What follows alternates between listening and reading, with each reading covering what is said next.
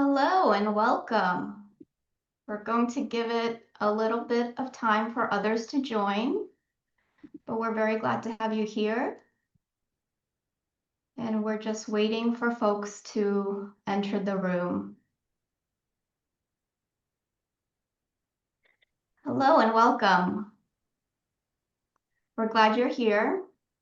We're just waiting for folks to enter and giving it a few seconds.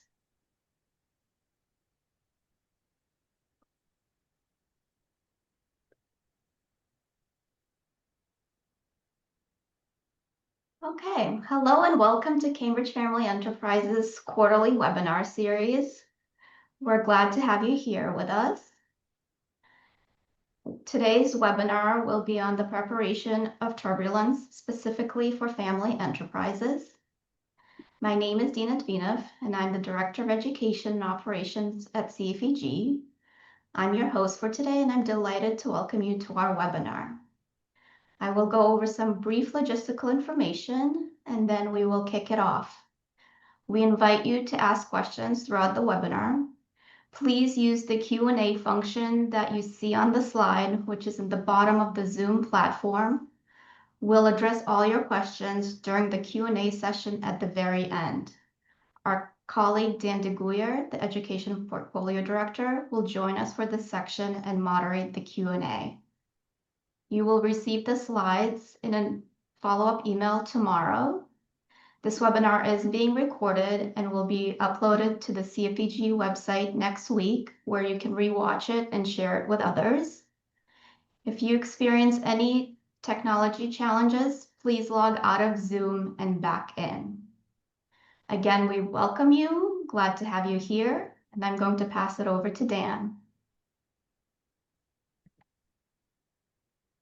Thank you, Dina. And hello, everyone. Today's webinar is a regular part of our education offerings on important family enterprise topics. CFEG has been advising and educating families around the world for almost 4 decades in over 70 countries.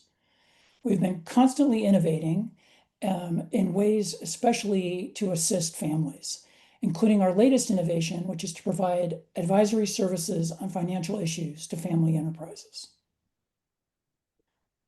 For most of you, Professor John Davis needs no introduction. As a recognized pioneer and authority in the field of family enterprises, advising leading families around the world for decades, and he is now leading the family enterprise area at MIT Sloan. Today's topic addresses one that Professor Davis has focused on for over a decade, looking at the important role families play in family enterprises, especially in these turbulent times. Welcome, John. Thank you, Dan. Thank you, Dina. Pleasure to be with all of you. The topic today I'm going to address in a few steps. But first, I think the whole idea of turbulent times, the whole understanding of what is a period of time that is regarded as turbulent is what I want to start with. And then I'm going to move into how one leads and owns in these times, and then how you need to adjust your governance system to be supportive of the owners who are really in charge of setting the trajectory for the enterprise itself.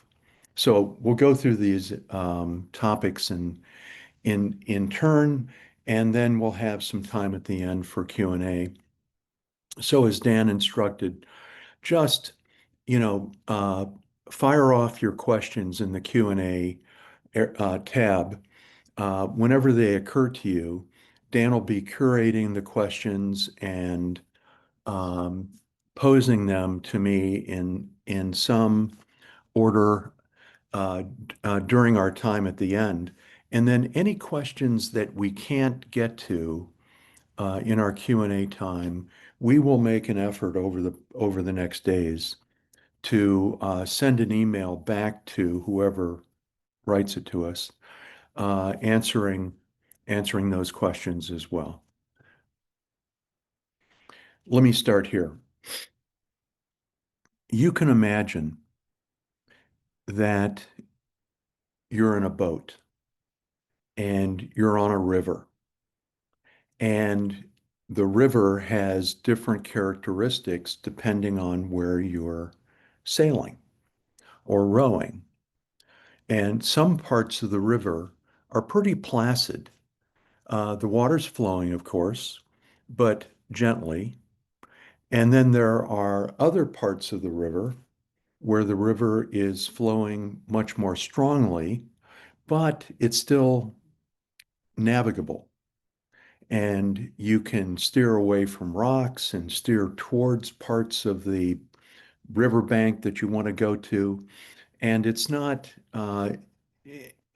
if anything, it's more enjoyable than even being in placid waters because there's more to do and it's more interesting. But then it goes from quickly running to very turbulent, very choppy waters.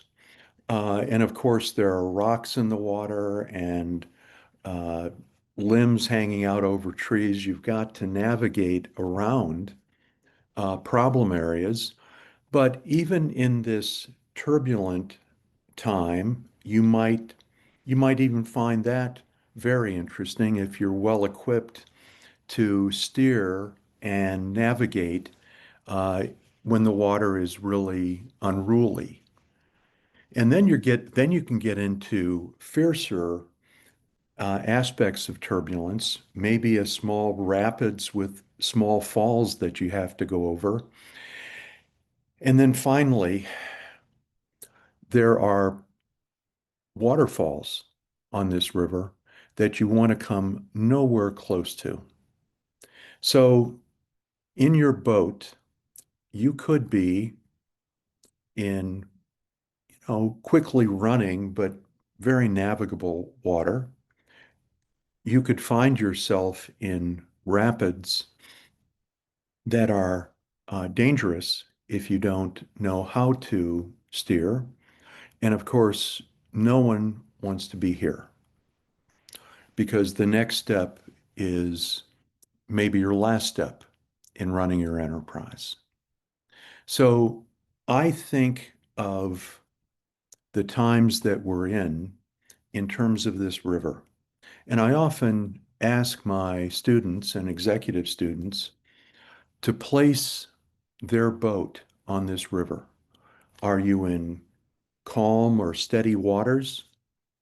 Are you in turbulent waters? Or are you close to the waterfall? Most, most of the students, executive students in my classroom, most don't, a few will say, I think we're close to the waterfall. And I'll say, well, how did you get there? And they would say, well, things have moved very quickly on us. We didn't see something that we probably should have spotted. We had a hard time making decisions to change course, and now we're here. And then I try to have some time with them to talk about how to deal with their business, their family, their ownership group in a pending crisis, and hopefully how to avert it. Uh, but sorry, some will say, most will say, we're here, or it's becoming turbulent. Very few of my students will say that their family enterprise boat is in calm, steady waters where it's relatively easy not only to steer, but to predict what's next. Most today will say that they're here. And we need to learn the special ingredients of leading and owning in these kinds of times. Let me get a little bit more specific now. Three types of environments broadly. And of course, there are turbulent waters that are leading into a crisis period. There are steady times that are becoming turbulent. So you could imagine some hybrid situations, but three is enough. And steady times, as I think of them, but this is pretty well borne out in the literature as well. And this is what we have normally taught in business schools and in our work with family enterprises, customizing the advice we give to leaders and owners and boards on what their job is and what they need to pay attention to. Normally or historically, we've been thinking about this kind of environment, one that is relatively stable. The waters are moving. There are cycles, economic, business cycles. Industries change during steady times. They go through growth periods, they mature, some decline. There is some volatility, but it tends to be lower. And there are very few, if any, sudden seismic changes or disruptions that throw us off balance and require us, at least for a time period, to do things differently. These are steady times. We don't see these kinds of times much at all today. I don't. I'm more likely to see this. Turbulent times, which I think we have been in increasingly since the financial crisis struck in 2008. And so over the period of 16, 17 years and counting, we've been in globally, I'm talking about, and there are pockets of the world where things have been more turbulent and pockets of the world where things have been much less. But still, most of the world has found themselves in a period that looks like this, very fast moving. And the changes that we encounter are not periodic, but almost constant. Little changes, bigger changes, but constant changing. And some of those changes have been seismic, like COVID. Seismic meaning a lot of things in our environment move at the same time. It's very disorienting, and we have to reorient how we manage our companies, how we lead our companies, how we own our companies. A lot of things are changing. Now, industries have always changed, always matured, but the amount of industry change, the speed of industry maturing, is greater now than I've ever seen it. And most industry specialists will agree with that. There is a higher amount of change, but also sudden, jerky, volatile change that can really throw us off balance. There are occasional disruptions are a very heightened level of change. COVID was one. The financial crisis was another disruption. If you were in Ukraine and the Russians were taking over your territory and it basically puts you out of business, that's a disruption. So there are different kinds of disruptions, but in a disruptive period, you need to do things quite differently. And we've found ourselves there from time to time. These tend to be occasional. We overuse the word disruption and disruptive, but they're happening, and they feel like they're happening more often, more frequently. Uh, Overall, the world has become quite a bit less predictable. Um, and then you might find yourself in a period of crisis, one where the underpinnings of your life, your business, your wealth has been seriously undermined and weakened. And it could be coming from something internal, could be the loss of a leader, could be another kind of tragedy in your family. It could come from an accident or a weather catastrophe. These things can all undermine our security, not only of our business, but of our wealth, our life, and that needs special kinds of management as well. What I advise everybody is be good at in steady times, really work at that, but be ready today to manage in turbulent times and learn about what you're going to need to do. Get ready for crisis management because that could strike any of us over the course of a 30 or 40-year period when we're active.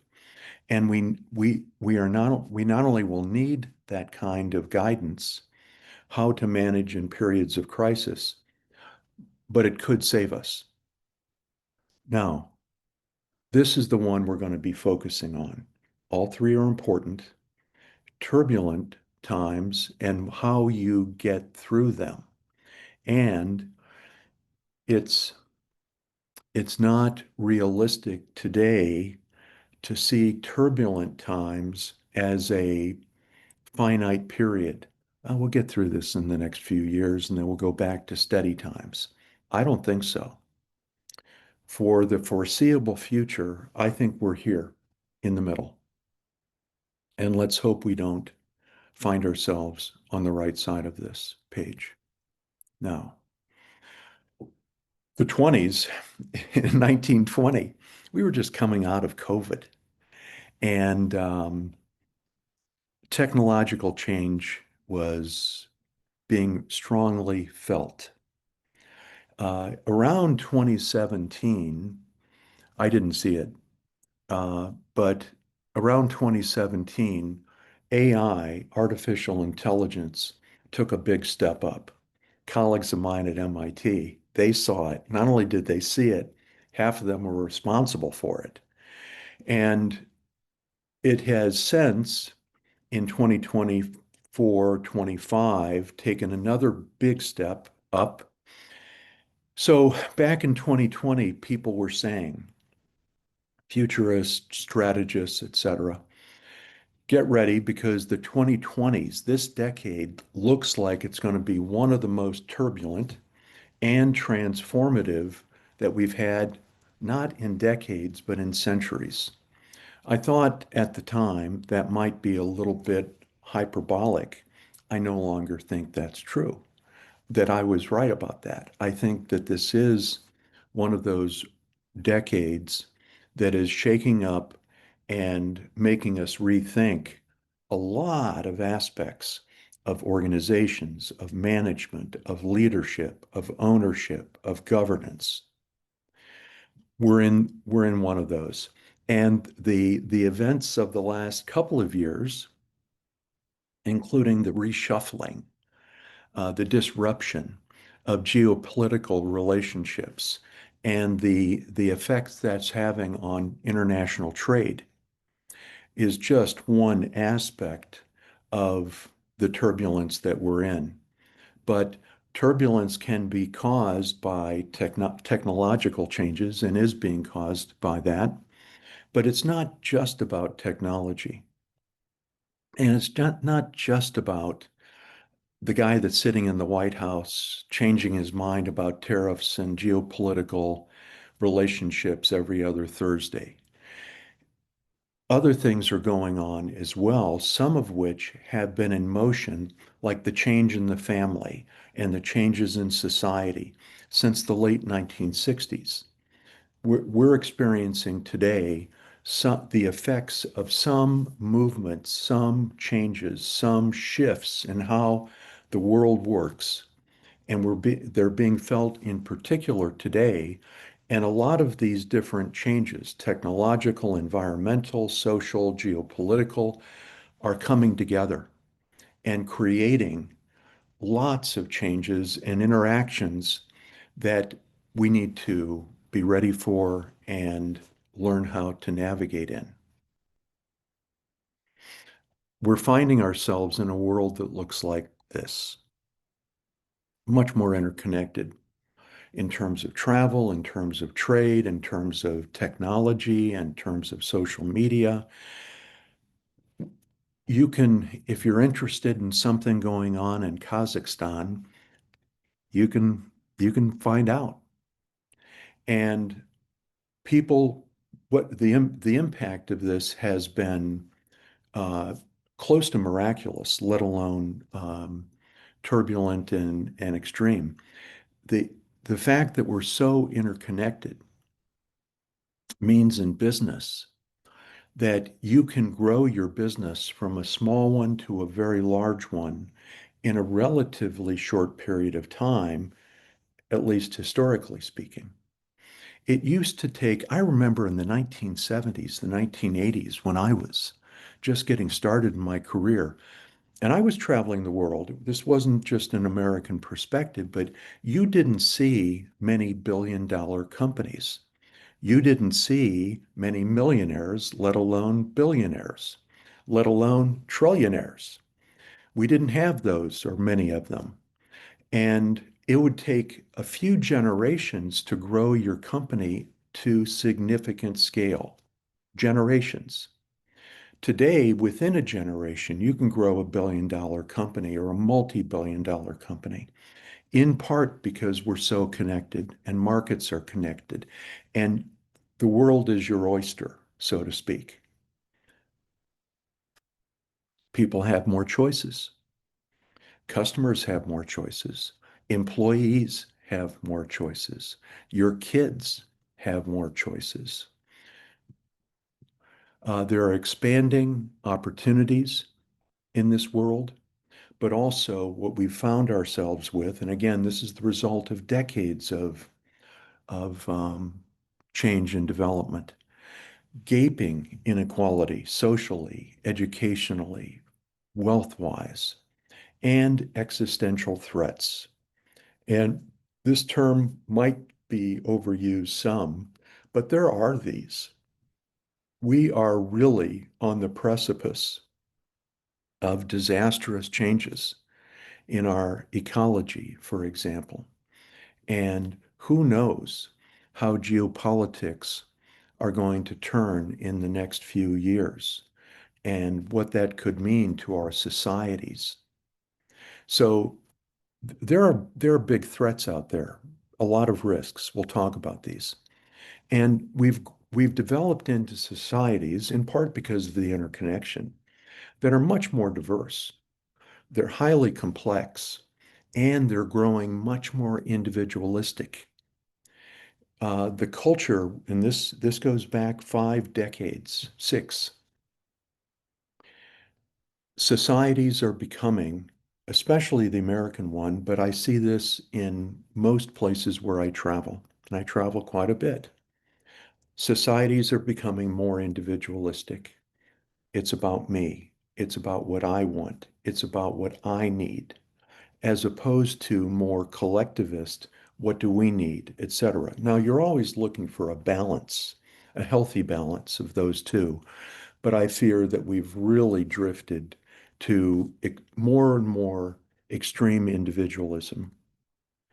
Um, and in the process, our societies are fracturing into tribes, into belief systems, even into what facts you believe. And this is leading to tons of social and political and economic tension too. There's also increased transparency and surveillance. You cannot hide in this world. And of course, we're all talking about this one, the fact that things are changing so much in so many different spheres. Now, in that period, here's something to pay attention to. the amount of time you've got in a quickly changing world, where some of these changes are very fast and can leave you behind. In that quickly changing world, the time you have, the window of opportunity you have to make key decisions, to solve key problems, to make key hires, to make key investments is shrinking. And so you have to be able, you have to be prepared today to act more quickly, even on some big bets in a time that is, yeah, it's exciting, it's risky, but it's also much less predictable. Let me show you something about that. Historically, most family companies would say the risks that we need to watch out for are these. And I would agree. Today, it's more like this, where there are lots of things you need to watch out for. Now, are there opportunities within this, within all of these? Of course, and some of them because markets are expanding and technology is changing. And if you're ready, there are big opportunities for you, but they come with substantial risk. And importantly, the this road, whoops, this road is not visible like this. It looks like this. It looks like, you can see out a year, maybe 2 years. Many of us can probably remember historically when businesses would make 10-year plans, not 10-year visions, 10-year plans. Now, the plans never came out exactly as they predicted in year zero, but they had the confidence to look out and see what was happening, where the opportunities were, where the risks were, and to place bets. Today, that road is very foggy and you can't see much more than a year. Even that, long-term planning now is considered to be about 3 years, believe it or not. So I'll give you a couple of these. First poll that I'd like for you to answer, but this is only, we've got a bunch of advisors to family enterprise in the room. Please sit this one out. I'd like if your family owns an enterprise, if you're a manager in a family enterprise, if you're a board member in a family enterprise, please, this is for you.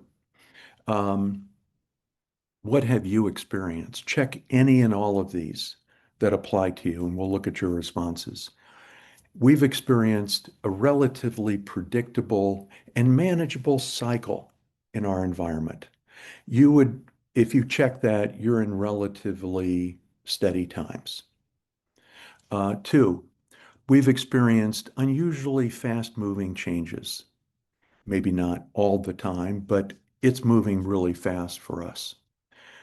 Three, we've seen in our industry or related industries like our suppliers' industries, we've seen them quickly mature. Our industry is changing pretty quickly, consolidating, growing, but quick changes.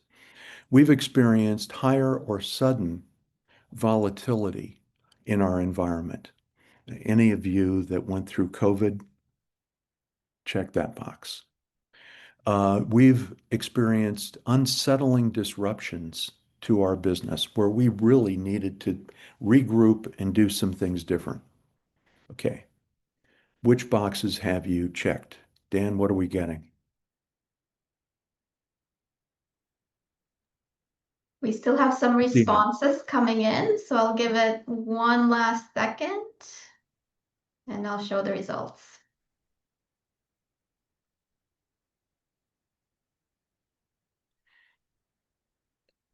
Oh, okay. So 20%, you're in stable times.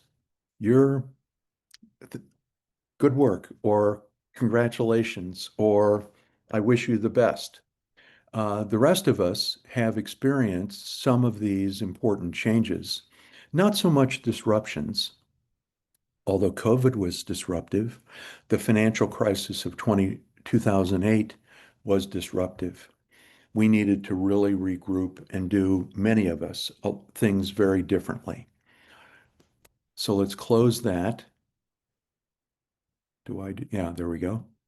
And this is what we've seen in research we did. Now, we did this in, let's say it was 2021.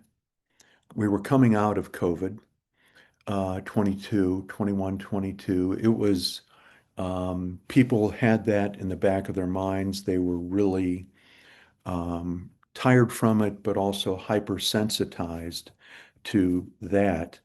And so you see diseases, viruses, pandemics were very much on people's minds.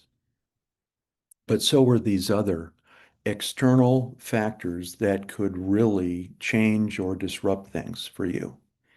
And they noted a bunch of internal changes. Most of these directly relate to the next generation.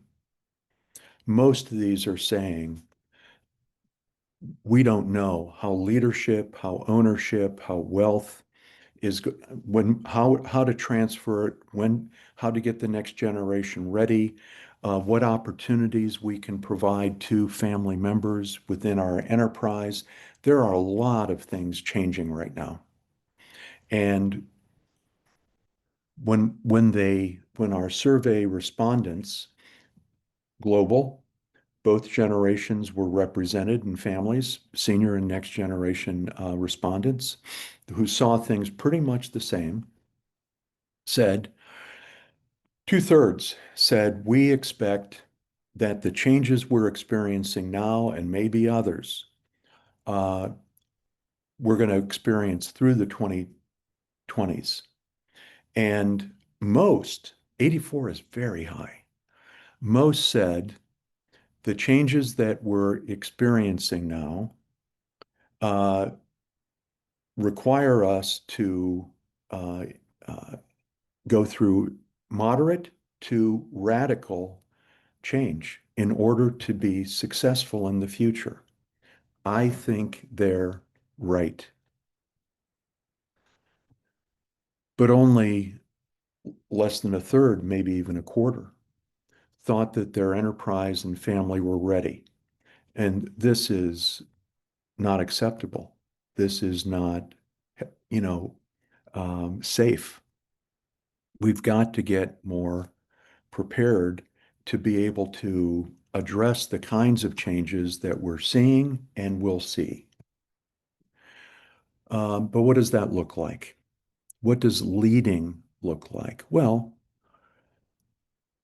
in each of these types of periods, one of the things that I've been doing is both with the help of others' thinking and the literature, but also with our own experience and my experience working with firms, looking at all three types of environments and saying, what should one do or what is useful in these periods?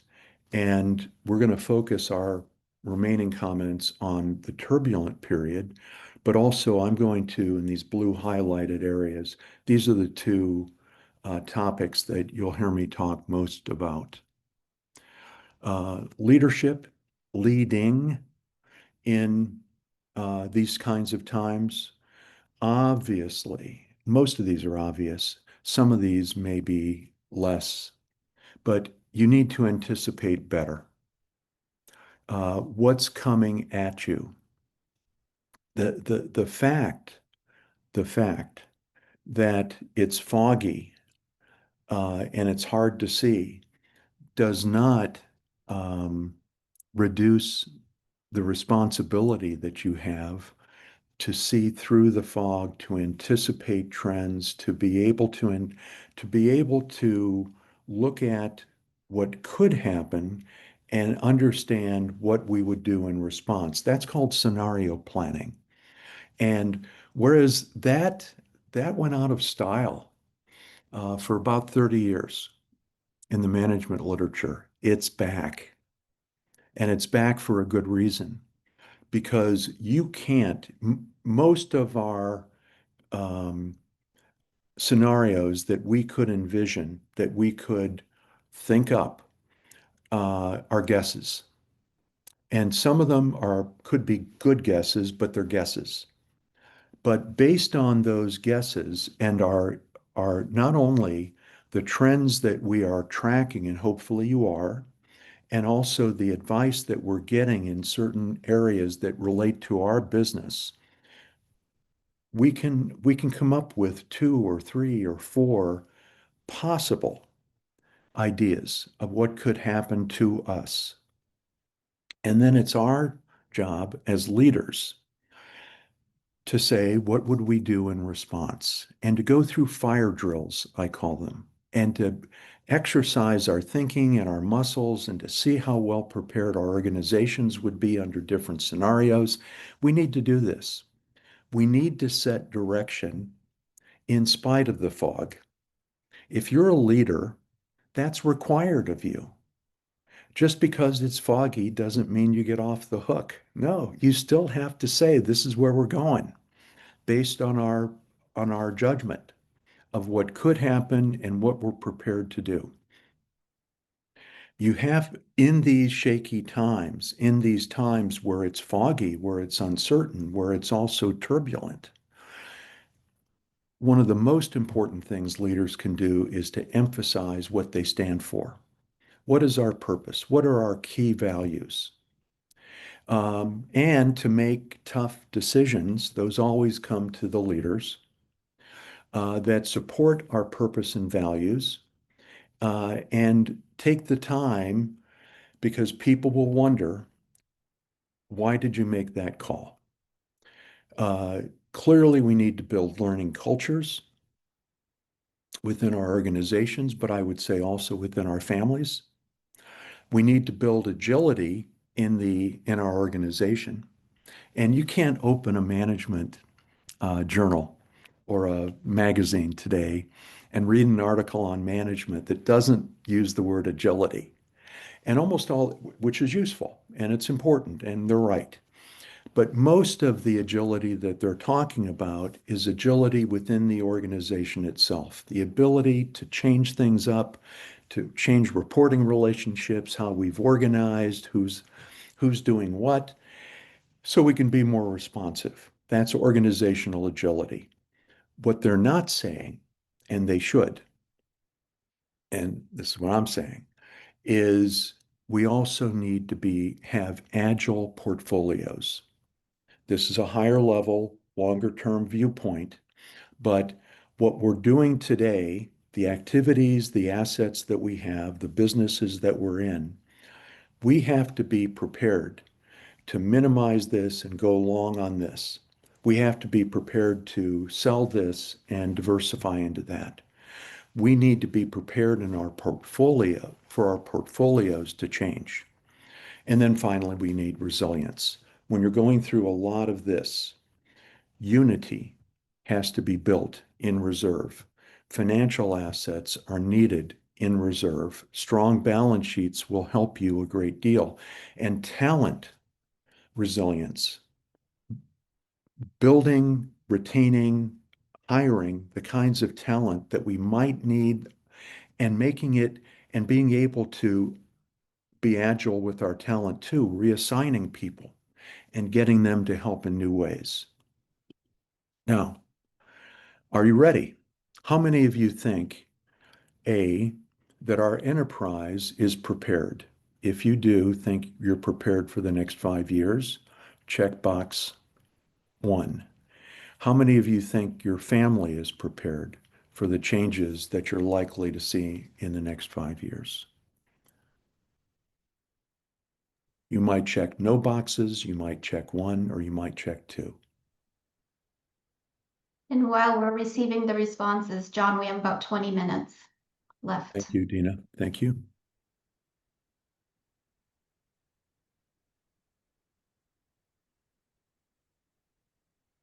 The responses are coming in, so I'll give it a few more seconds.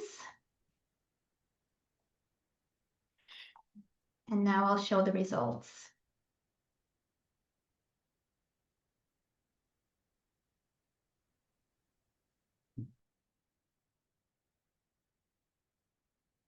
Okay. Well, on the family business, other organizations, your broader enterprise, that's a very high um, and encouraging level of preparedness. Um, and I trust you're right, but let me and we need more work to do on our family. And notice whenever we ask this question, is your organization ready? Is your family ready? Almost always, the organization is more ready than the family. And we have more work to do with our family to bring them up to speed and to get them to be agile, to get them to be contributing to what we're doing. So let's close out here. And I'll remind us that leaders include the owners. We rarely think of owners as leaders of our organization. We think of top executives.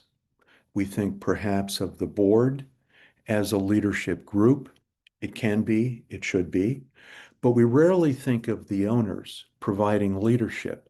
And yet, the owners ultimately, as a group, make the bets, the capital bets, the people bets, the directional bets, the governance bets, the cultural bets, even the preparation of our next generation that set the trajectory for where this enterprise is going to go. Owners, in their way, provide essential leadership. And this has been the focus of a lot of my work in the last years. We typically think of owners sitting on top of a board and having these responsibilities, true, but we don't think of them in other ways and doing other things. And yet, in our view, owners provide an essential foundational block, or in this case, stone, that supports the organization, which supports what we do, the enterprise that we're building, and owners, uh, if they do their job right, build a very substantial, supportive environment for management to really excel. If they don't agree, if they take too many resources from the organization, jobs and dividends, for example, if they're unable to um, collectively agree to a certain direction for the firm, for the enterprise, that we could be in a world of hurt. And we think, Cambridge thinks, I think, in my work at MIT, that the development of the ownership foundation to these organizations has been, it's been coming. I mean, we've been advocating this now for 20 of our 36 years, but it's been coming, it's been building. I see it in other parts of the field, but we've been slow to the game. And what we're trying to do is to develop supportive owners, people that will support the key decisions that we need to make and the governance system we put in place, et cetera. But also, and most importantly, active owners, which include the special category of wealth creators. And active owners do these things that I just mentioned. Ultimately, where we're going, what big capital bets and big people bets do we need to make? What culture do we have both within our organization and in our family? What kind of governance system do we need to have? Do we have a family council? What does it do? Do we have an owners council? What does it do? How does the board relate to the owners council? What decisions does the board make versus management, et cetera? The governance system, owners are accountable for that. And then finally, and importantly, in terms of long-term success, how are we getting the next generation ready to be in place, to be the next group of owners, to be leaders in various parts of our enterprise, to be supportive of what we're trying to do as a family? Owners are ultimately accountable for that. So owners have an incredibly important role here, but they need to think like owners. And they need to have what we at Cambridge call an owner mindset that has these kinds of important orientations, or they lean in these ways, that they encourage, they support, they decide that we're going to act in this way. Now, uh, isn't that true of all owners? No, no, it's not. It turns out, in my view, my experience, most owners of family enterprise, even if they're associated with the business, if they're in the business or on the board, they're close to it. They're thinking like operators. That's the way we train most of our owners to think, to be good operators. Now, is it important to be a good operator? Yes. Operational quality, if anything, is more important today than it has been, given the world that we're in and how competitive most industries are. You've got to be good at operations. You've got to focus on operational quality. But if that's all you focus on, if you can't get up here and think like an owner, you probably won't survive very long in that business. So here's a good example. I won't spend any time uh, telling you about Adriana, given our time, but here's a really good example of an owner, a business leader who thinks like an owner and thinks in terms of short-term, medium-term, and long-term bets that she needs to, as the wealth creator of her family, make. And she gets plenty of advice, management board, other advisors. She's not doing this in a vacuum, but she is ultimately responsible in her family enterprise for making these directional bets, and she does it very well. And more issues are coming up to the owner level, as we would expect in a fast-moving and turbulent time. More issues will come up because more issues that we face bear some risks and require making significant bets or directional changes. Whenever you've got those characteristics, things come up and require the owners at least blessing what the board recommends, if not deciding themselves. So you need to have strong owners, and we would say strong boards in these times. In quiet times, in steady times, in predictable times, and boards can watch over the organization and help with some shifting and changing and developing. They're still useful. But in turbulent times, boards need to be thinking about what's coming at, how this business needs to get ready, not just for tomorrow, but for the next 5 years, for the foreseeable future. What changes do we need to be prepared to make? And owners at the top also need to be thinking in this way, in a more agile way, and thinking like owners. So contemplating the future, developing a point of view about where we're going, being clear about what we stand for, um, being able to make faster, big bets. What do we go into? And also, what do we get out of? How do we course correct? And making sure that the organization itself is set up to change. Now, the development of your organization, that's the manager's job. That's why you hire them. It's not the owner's job, and there are owner managers who do both, but the owners are accountable. that it gets done. Now, governance, I'll pass over this quickly, that not surprisingly, times the people you need on your board that can help management with their work, but also advise owners with the types of decisions that they're going to need to make, need to be what we call future ready thinkers. These are people that not only have good experience in various ways, but can help you think about what's next. So you need to adapt your governance. And one of the mechanisms, governance mechanisms that we're considering, because the question often comes up when we're talking to owners or talking to boards, who does this thinking about the future? Who helps scenario plan? Who gets us ready?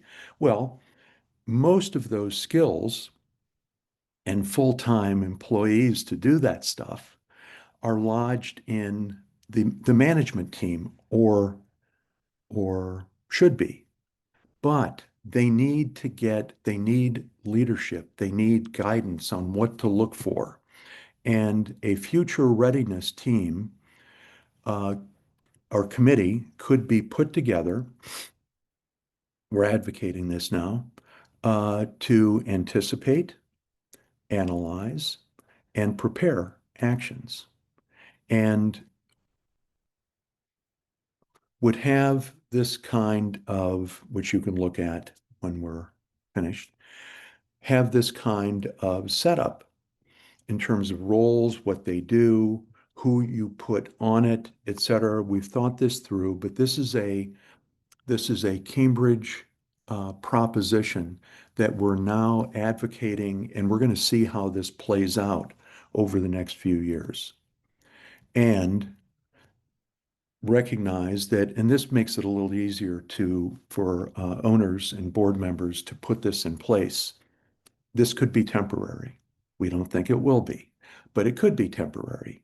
And you need to really measure the quality of the work in this committee according to their ability to present you with forward-thinking ideas about your future and the kinds of opportunities and threats that could bring to you, but also how we get ready to move in that direction. So, in summary, um, this is a turbulent time, and it's also a transformative time. Not all family companies will do well in these conditions. Some will, and to do well, you need leaders, including owners, that think with an owner mindset. And you need to get ready, you need to get your owners ready to do this increasingly challenging job. And with that, I will turn it back to Dan and ask, does anybody have a question? Thank you, John, for your presentation. We have about 5 minutes left, so I'd like to just ask one question. Peter Hitzbleck asks, building agility in the portfolio and setting clear direction as a leader seems difficult to combine. What are your recommendations for how a leader can do this? Yeah, thank you, Peter, for that question. Agility in one's portfolio of assets and activities is something that families who become attached to what they do and what they own have a particular challenge with. They're not asset managers buying and selling shares. They get attached to the purposes of their organization, to the people, to the activities. So how do you do this? One of the things that you need to do with a group of family owners is to always be is in your review of their portfolio, family business, liquid assets, other kinds of ventures, philanthropic activities, family activities, all of which require some level of attention and investment, is to be talking with them about the value that they're growing as a result of that asset or activity. You need to keep them up to speed and thinking about the growth of financial value, the growth of reputational value. Are we are we through our businesses and our practices and our philanthropic activity, are we engaging with the next generation? That's a long-term value. If we're engaging well with the next term value, we're creating a pipeline of interested owners and perhaps leaders who will join us in contributing to the family. If we're turning off the next generation in because of what we own or how we run it or what we do socially or philanthropically, you know, it may work now, but in several years we could have a real problem on our hands. So the object is to for the owners to understand what value, given our enterprise, do we need, are we trying to create? Financial value, of course. Reputational value. Yeah, that's good. Talent value, you bet. The social value, yes, of course, we want to do that. Okay, well, how are we doing on those measures? And what could we change out or do better in order to develop more value that will keep our enterprise going and our family proud and engaged? What can we do for that? So the look at, the building of agility depends a lot on our views of that portfolio and how well it's serving our important goals and interests. Thank you, John. It Um, is needed. and if you could, if you could just finish up the webinar for us with some closing thoughts. Okay. Those of you who turned in another question or two, I look forward to getting those, reading those, and responding to them. But let me say this, that you've got my email address here. If you have a question, if you have a thought, fire away. And this webinar is one of a series that we are doing and planning ahead. The next one that I'm looking forward to is by Patricia Anino, which is coming up in May, and making family councils more effective, a program that we've done over a number of years. And we encourage you to sign up for these and subscribe to our newsletter and read what we're doing, how we're thinking about things, stay in touch with us. And thank you very much for being with us. Dan? Thank you, John, and thank you everyone for joining. We hope to see you at our next webinar. Have a good day.